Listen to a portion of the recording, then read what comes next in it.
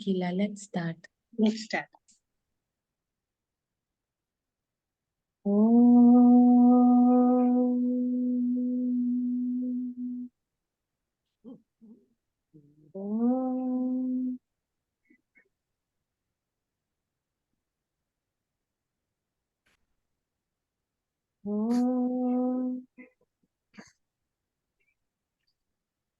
ॐ श्री परमात्मने नमः। अथ द्वादशोऽध्यायः भक्तियोगः। अर्जुन उवाच एवं सततयुक्ता ये भक्तास्त्वां पर्युपासते ये चाप्यक्षरमव्यक्तं तेषां के योगवित्तमाः। श्रीभगवानुवाच मय्यावेश्य मनो ये मां नित्ययुक्ता उपासते श्रद्धया परयोपेताः ते मे युक्ततमा मताः। ये त्वक्षरमनिर्देश्यम् अव्यक्तं पर्युपासते सर्वत्र गमचिन्त्यं च कूटस्थमचलं ध्रुवं तन्नियम्येन्द्रियग्रामं सर्वत्र समबुद्धयः ते प्राप्नुवन्ति मामेव सर्वभूतहिते रताः। क्लेशोऽधिकतरस्तेषाम् अव्यक्तासक्तचेतसाम् अव्यक्ता हि गतिर्दुःखम् देहवद्भिरवाप्यते। ये तु सर्वाणि कर्माणि मयि सन्न्यस्य मत्पराः अनन्येनैव योगेन मां ध्यायन्त उपासते तेषामहं समुद्धर्ता मृत्युसंसारसागरात् भवामि न चिरात् पार्थ मय्यावेशितचेतसां मय्येव मन आधत्स्व मयि बुद्धिं निवेशय निवसिष्यसि मय्येव अत ऊर्ध्वन्न संशयः। अथ चित्तं समाधातुं न शक्नोषि मयि स्थिरम् अभ्यासयोगेन ततः मामिच्छाप्तुं धनञ्जय। अभ्यासेऽप्यसमर्थोऽसि मत्कर्म परमो भव मदर्थमपि कर्माणि कुर्वन् सिद्धिमवाप्स्यसि। अथैतदप्यशक्तोऽसि कर्तुं मद्योगमाश्रितः सर्वकर्मफलत्यागं ततः कुरु यतात्मवान्। श्रेयो हि ज्ञानमभ्यासात् ज्ञानाध्यानो विशिष्यते ध्यानात् कर्मफलत्यागः त्यागात् शान्तिरनन्तरम्। अद्वेष्टा सर्वभूतानां मैत्रः करुण एव च निर्ममो निरहङ्कारः समदुःखसुखः क्षमी सन्तुष्टः सततं योगी यतात्मा दृढनिश्चयः। मय्यर्पितमनो बुद्धिः यो मद्भक्तः स मे प्रियः यस्मान्नो द्विजते लोकः लोकान्नो द्विजते च यः। हर्षामर्षभयोद्वेगैर्मुक्तो यः स च मे प्रियः हर्षामर्षभयोद्वेगैर्मुक्तो यः स च मे प्रियः अनपेक्षः शुचिर्दक्षः उदासीनो गतव्यथः सर्वारम्भपरित्यागी यो मद्भक्तः स मे प्रियः यो न हृष्यति न द्वेष्टि न शोचति न काङ्क्षति शुभाशुभपरित्यागी भक्तिमान्यः स मे प्रियः। समशत्रौ च मित्रे च तथा मानापमानयोः शीतोष्णसुखदुःखेषु समसङ्गविवर्जितः तुल्यनिन्दास्तुतिर्मौनी सन्तुष्टो येन केनचित् अनिकेतस्थिरमतिः भक्तिमान् मे प्रियो नरः। ये तु धर्म्यामृतमिदं यथोक्तं पर्युपासते श्रद्दधाना मत्परमाः भक्तास्तेतीव मे प्रियाः।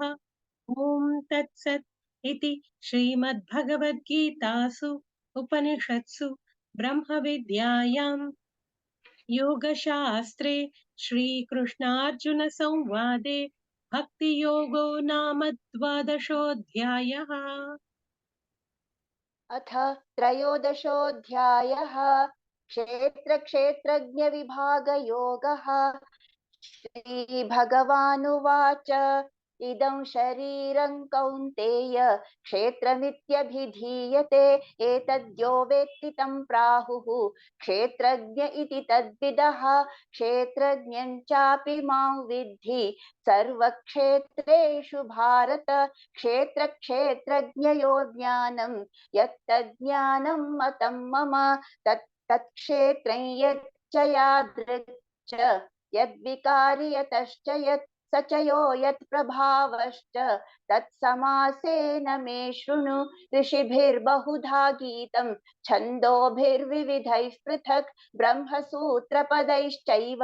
हेतुमद्भिर्विनिश्चितैः महाभूतान्यहङ्कारः बुद्धिरव्यक्तमेव च इन्द्रियाणि दशैकञ्च पञ्चचेन्द्रियगोचराः इच्छा द्वेषः सुखं दुःखं सङ्घातश्चेतना धृतिः एतत् क्षेत्रं समासेन सविकारमुदाहृतम् अमानित्वमदम्भित्वम् अहिंसा क्षान्तिरार्जवम् आचार्योपासनं शौचं स्थैर्यमात्मविनिग्रहः इन्द्रियार्थेषु वैराग्यम् अनहङ्कार एव च जन्म मृत्युजरा व्याधि दुःखदोषानुदर्शनम् असक्तिरनभिष्वङ्गः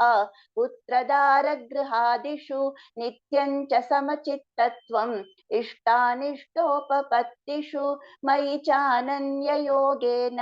भक्तिरव्यभिचारिणी विविक्तदेशसेवित्वम् अरतिर्जनसंसदि अध्यात्मज्ञाननित्यत्वम् तत्त्वज्ञानार्थदर्शनम् एतज्ज्ञानमिति प्रोक्तम् अज्ञानं यदतोऽन्यथा ज्ञेयं यत्तत् प्रवक्ष्यामि यज्ञात्वामृतमश्नुते अनादिमत्परं ब्रह्म न सत्तन्नासदुच्यते सर्वतः पाणिपादं तत् सर्वतोक्षिशिरोमुखं सर्वतः श्रुतिमल्लोके सर्वमावृत्य तिष्ठति सर्वेन्द्रियगुणाभासं सर्वेन्द्रियविवर्जितम् असक्तं सर्वभृच्चैव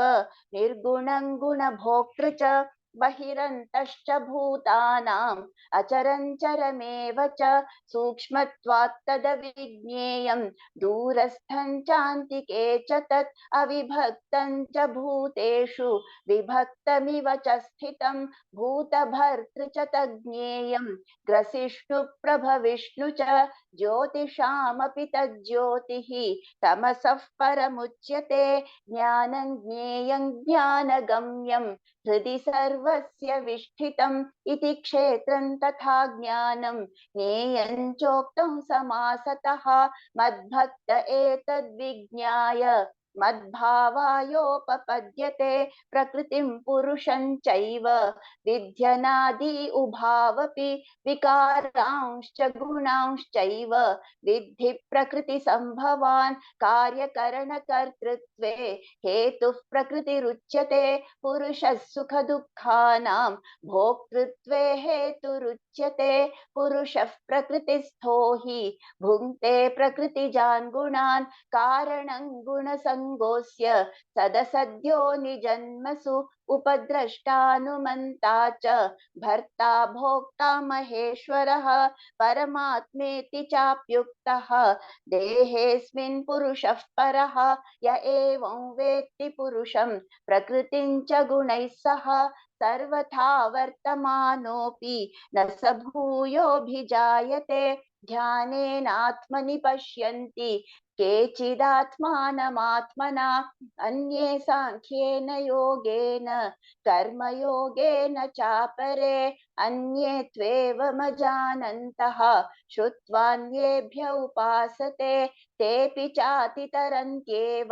मृत्युं श्रुतिपरायणाः यावत् सञ्जायते किञ्चित् सत्त्वं स्थावरजङ्गमं क्षेत्रक्षेत्रज्ञसंयोगात् तद्विद्धि भरतर्षभ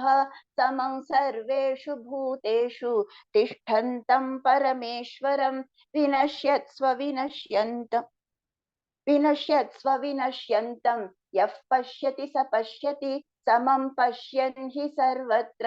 समवस्थितमीश्वरं न हि नस्त्यात्मनात्मानं ततो याति परां गतिं प्रकृत्यैव च कर्माणि क्रियमाणानि सर्वशः यः पश्यति तथात्मानम् अकर्तारं स पश्यति यदा भूतपृथग्भावम् एकस्थमनुपश्यति तत एव च विस्तारम् ब्रह्म सम्पद्यते तदा अनादित्वान् निर्गुणत्वात् परमात्मायमव्ययः शरीरस्थोऽपि कौन्तेय न करोति न लिप्यते यथा सर्वगतं सौक्ष्म्यात् आकाशन्नोपलिप्यते सर्वत्रावस्थितो देहे तथात्मानोपलिप्यते यथा प्रकाशयत्येकः कृत्स्नल्लोकमिमं रविः क्षेत्रं क्षेत्री तथा कृत्स्नं तत्प्रकाशयति भारत क्षेत्रक्षेत्रज्ञयोरेवम् अन्तरं ज्ञानचक्षुषा भूतप्रकृतिमोक्षं च ये विदुर्यान्ति ते परम् ॐ तत्सत् इति श्रीमद्भगवद्गीतासु उपनिषत्सु ब्रह्मविद्यायां योगशास्त्रे श्रीकृष्णार्जुनसंवादे क्षेत्रक्षेत्रज्ञविभागयोगो नाम त्रयोदशोऽध्यायः। अथ चतुर्दशोऽध्यायः गुणत्रयविभागयोगः। श्रीभगवानुवाच परं भूयः प्रवक्ष्यामि ज्ञानानाज्ञानमुत्तमं यज्ञात्वा मुनयः सर्वे परां सिद्धिमितो गताः इदं ज्ञानमुपाश्रित्य मम साधर्म्यमागताः सर्गेऽपि नोपजायन्ते प्रलयेनप्यथन्ति च मम यो निर्महत् ब्रह्म तस्मिन् गर्भं दधाम्यहं सम्भवः सर्वभूतानां ततो भवति भारत सर्वयोनिषु कौन्तेय मूर्तयः सम्भवन्ति याः तासां ब्रह्म महद्योनिः अहं बीजप्रदः पिता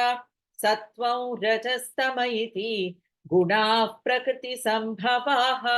निबध्नन्ति महाबाहो देहे देहिनमव्ययम् तत्र सत्त्वं निर्मलत्वात् प्रकाशकमनामयम् सुखसङ्गेन बध्नाति ज्ञानसङ्गेन चानघ रजो रागात्मकं विद्धि तृष्णासङ्गसमुद्भवम् तन्निबध्नाति कौन्तेय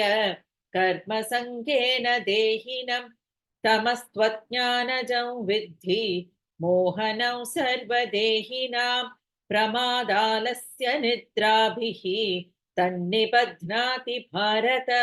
सत्त्वं सुखे सञ्जयति रजः कर्मणि भारत ज्ञानमावृत्य तु तमः प्रमादे सञ्जयत्युत रजस्तमश्चाभिभूय सत्त्वं भवति भारत रजस्तत्त्वं तमश्चैव तमः सत्त्वं रजस्तथा सर्वद्वारेषु देहेऽस्मिन् प्रकाश उपजायते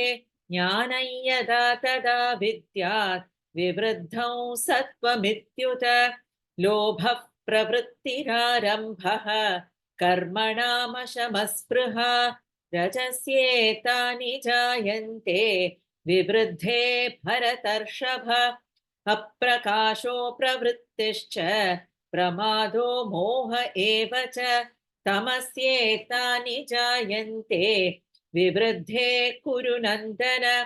यदा सत्त्वे प्रवृद्धे तु प्रलयं याति देहभृत् तदोत्तमविदान् लोकान् अमलान् प्रतिपद्यते रजसि प्रलयं गत्वा कर्मसङ्गिषु जायते तथा प्रलीनस्तमसि मूढयोनिषु जायते कर्मणः सुकृतस्याहुः सात्विकं निर्मलं फलं रजसस्तु फलं दुःखम् अज्ञानं तमसः फलं सत्त्वात् सञ्जायते ज्ञानं रजसो लोभ एव च प्रमादमोहौ तमसः भवतो ज्ञानमेव च ऊर्ध्वं गच्छन्ति सत्त्वस्थाः मध्ये तिष्ठन्ति राजसाः जघन्यगुणवृत्तिस्थाः अधो गच्छन्ति तामसाः नान्यं गुणेभ्यः कर्तारं यदा द्रष्टानुपश्यति गुणेभ्यश्च परं वेत्ति मद्भावं सोऽधिगच्छति गुणानेतानतीत्यत्रीन् देहि देहसमुद्भवान् जन्म मृत्युजरा दुःखैः विमुक्तो मृतमश्नुते अर्जुन उवाच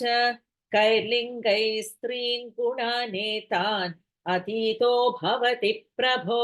किमाचारः कथं चैतान् त्रीन् गुणानतिवर्तते श्रीभगवानुवाच प्रकाशं च प्रवृत्तिं च मोहमेव च पाण्डव न द्वेष्टि सम्प्रवृत्तानि न निवृत्तानि काङ्क्षति उदासीनवदासीनः गुणैर्यो न विचाल्यते गुणा वर्तन्त इत्येव योऽवतिष्ठति नेङ्गते समदुःखः सुखस्वस्थः समलोष्टाश्मकाञ्चनः तुल्यप्रिया प्रियो धीरः तुल्यनिन्दात्मसंस्तुतिः मानापमानयोस्तुल्यः तुल्यो मित्रारिपक्षयोः सर्वारम्भपरित्यागी गुणातीतः स उच्यते माञ्च यो व्यभिचारेण भक्तियोगेन सेवते सगुणान् समतीत्यैतान् ब्रह्म भूयाय कल्पते ब्रह्मणो हि प्रतिष्ठाहम् अमृतस्याव्ययस्य च शाश्वतस्य च धर्मस्य सुखस्यैकान्तिकस्य च ॐ तत्सत् इति श्रीमद्भगवद्गीतासु उपनिषत्सु ब्रह्मविद्यायां योगशास्त्रे श्रीकृष्णार्जुनसंवादे गुणत्रयविभागयोगो नाम चतुर्दशोऽध्यायः। अथ पञ्चदशोऽध्यायः पुरुषोत्तमयोगः। श्रीभगवानुवाच ऊर्ध्वमूलमथ शाखम् अश्वत्थं प्राहुरव्ययम् छन्दांसि यस्य पर्णानि यस्तं वेद स वेदवित् अधश्चोर्ध्वं प्रसृतास्तस्य शाखाः गुणप्रवृद्धा विषयप्रवालाः अधश्च मूलान्यनि सन्ततानि कर्मानुबन्धीनि मनुष्यलोके न रूपमस्येह ततोपलभ्यते नान्तो न चादिर्न च सम्प्रतिष्ठा अश्वत्थमेनौ सुविरूढमूलम् प्रसङ्गशस्त्रेण दृढेन छित्त्वा ततः पदं तत्परिमार्गितव्यम् यस्मिन् गता न निवर्तन्ति भूयः तमेव चाद्यं पुरुषः प्रबध्ये यतः प्रवृत्तिः प्रसृता पुराणी निर्माणमोहाजितसङ्गदोषाः अध्यात्मनित्या विनिवृत्तकामाः द्वन्द्वैर्विमुक्ता सुखदुःखसञ्जैः गच्छन्त्यमूढाः पदमव्ययं तत् न तद्भासयते सूर्यः न शशाङ्को न पावकः यद्गत्वा न निवर्तन्ते तत्धामः परमं मम ममैवांशो जीवलोके जीवभूतः सनातनः मनःषष्ठानीन्द्रियाणि प्रकृतिस्थानि कर्षति शरीरं यदवाप्नोति यच्चाप्युत्क्रामतीश्वरः गृहीत्वैतानि संयाति वायुर्गन्धानि वाशयात् श्रोत्रं चक्षुस्पर्शनं च रसनं घ्राणमेव च अधिष्ठाय मनश्चायौ विषयानुपसेवते उत्क्रामन्दं स्थितं वापि भुञ्जादं वा गुणान्वितं विमूढानानुपश्यन्ति पश्यन्ति ज्ञानचक्षुषः यतन्तो योगनिश्चैनं पश्यन्त्यात्मन्यवस्थितं यतन्तोऽप्यकृतात्मानः नैनं पश्यन्त चेतसः यदादित्यगदं तेजः जगद्भासयतेऽखिलम् यच्चन्द्रमसि यच्चाग्नौ तत्तेजो विद्धि मामकम् गामाविश्य च भूतानि धारयाम्यह मोजसा पुष्णामि चौषधी सर्वाः सोमो भूत्वा रसात्मकः अहं वैश्वानरो भूत्वा प्राणिनां देहमाश्रितः प्राणापानसमायुक्तः पचाम्यन्नं चतुर्विधम्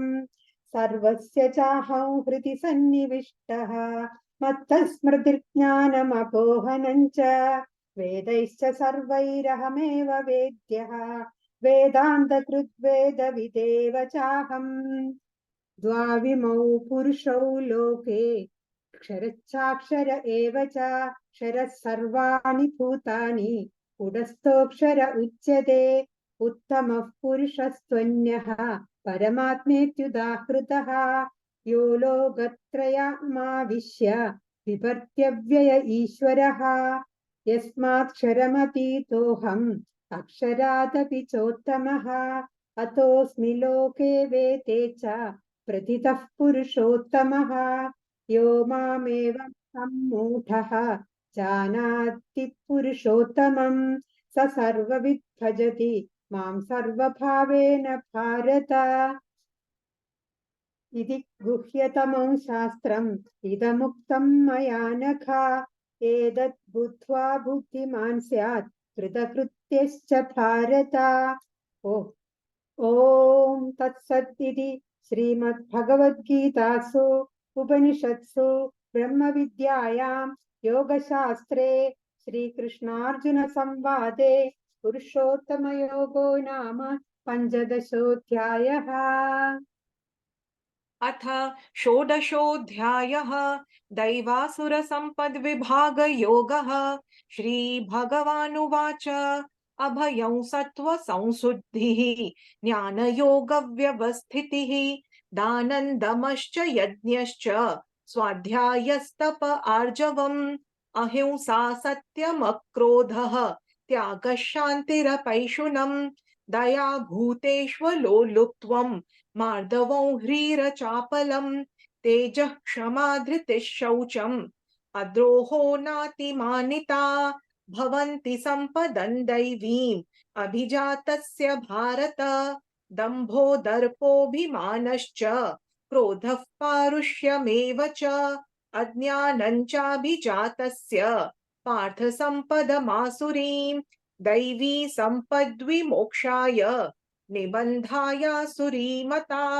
मा शुचः सम्पदं दैवीम् अभिजातोऽसि पाण्डव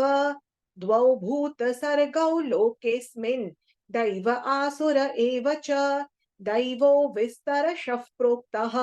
आसुरं पार्थ मे शृणु प्रवृत्तिं च निवृत्तिं च जना न विदुरासुराः न शौचन्नापि चाचारः न सत्यन्तेषु विद्यते असत्यमप्रतिष्ठन्ते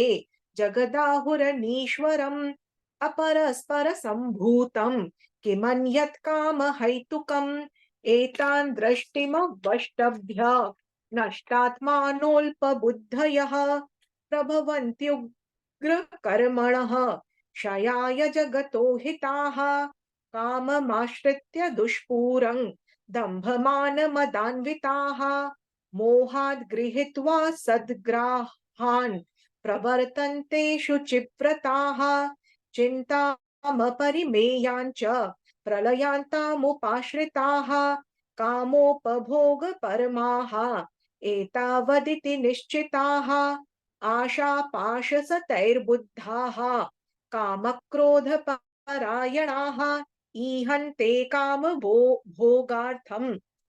अन्यायेनार्थसञ्चयान् इदमद्य मया लब्धम् इमं प्राप्स्ये मनोरथम् इदमस्तीदमपि मे भविष्यन्ति पुनर्धनम् असौ मया हतः शत्रुः अनिष्ये चापरानपि